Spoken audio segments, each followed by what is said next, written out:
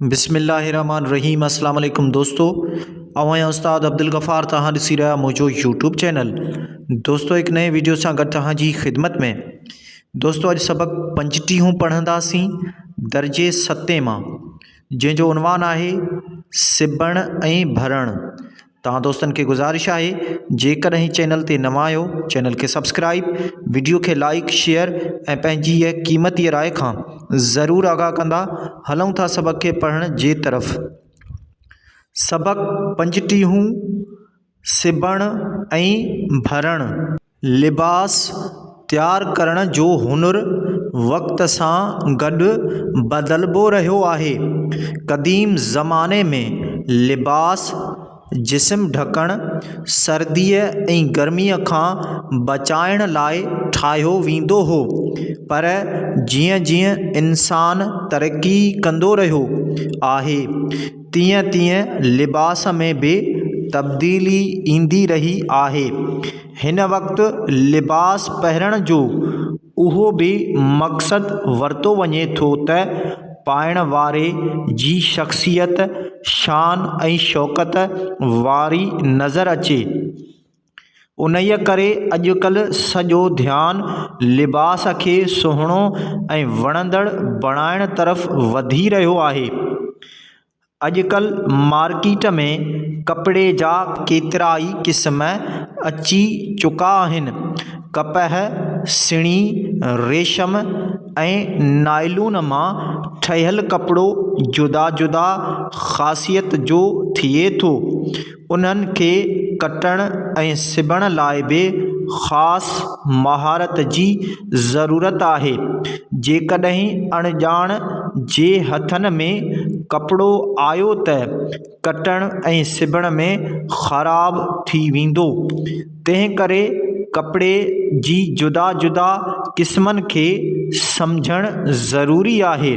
लिबास ठाहिण लाइ सभ खां पहिरीं ज़रूरी ॻाल्हि इहा आहे त कपिड़े जी कच्छ वहट अहिड़ीअ तरह कजे जीअं कपिड़ो ज़ियान न थिए ऐं सिबण खां पोइ उन जी डिज़ाइन बि सुहिणी लॻे। ॿियो त सिबियल लिबास जिस्म जी मुनासिबत सां ठहिकी अचे। अजायो वेकिरो, घिरघिलो ऐं बेडोलो न हुजे। न रुॻो एतिरो पर सिबण में टोपे जी मुख़्तलिफ़ नमूननि खे बि सम्झणु ज़रूरी आहे। टोपो या टाको बि केतिरनि ई नमूननि जो थिए थो, जीअं कचो टाको या कोक करण, उबतो टाको, पको टाको, बखियो, अंकड़ो या कंडड़ो, ज़ंजीरी, मिको, हुरमुचो, खेल, काज जो टाको, बर भरण, रफ़ो वग़ैरह। भर्त बि टांके जो हिकु क़िस्म आहे। भर्त जा घणा ई नमूना सुईअ सां भरिया वेंदा आहिनि, जीअं त सिंधी भर्त, बलोची भर्त, बिरोही भर्त, कश्मीरी भर्त, सवाती भर्त, टुकनि वारो भर्त सिंध ऐं बलूचिस्तान में थींदो आहे। सीम ऐं ज़रीअ जो भर्त जेको अॻु मुकेश सॾिबो हो, सो आला क़िस्म जो भर्त हो, जंहिंजो रिवाज हाणे घटिजी वियो आहे।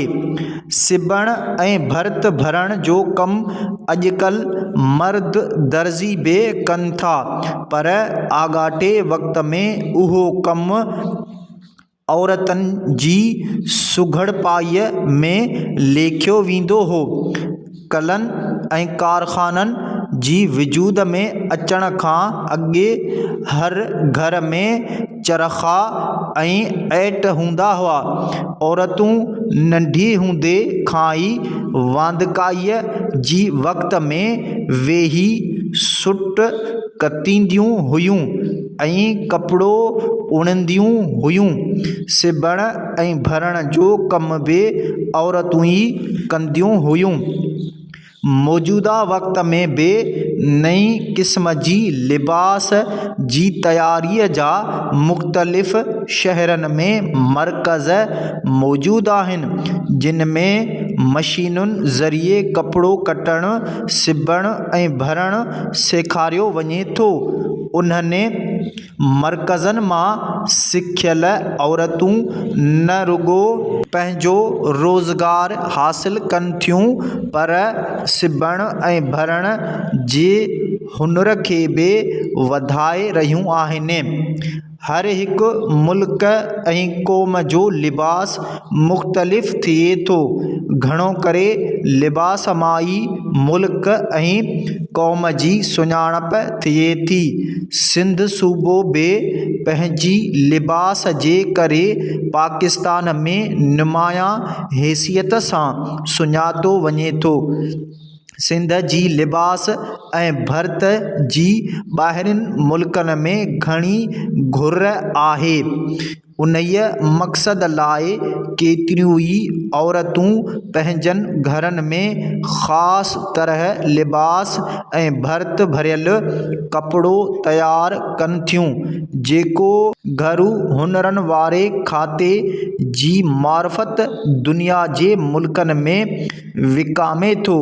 अहिड़ीअ तरह सिबण ऐं भरण जो हुनुर न रुॻो घर में कमु कंदड़ औरतुनि जी माली हालत सुधारणु पर मुल्क जे लाइ ॿाहिरीं नाणे कमाइण जो वसीलो पिणु बणिजी चुको आहे।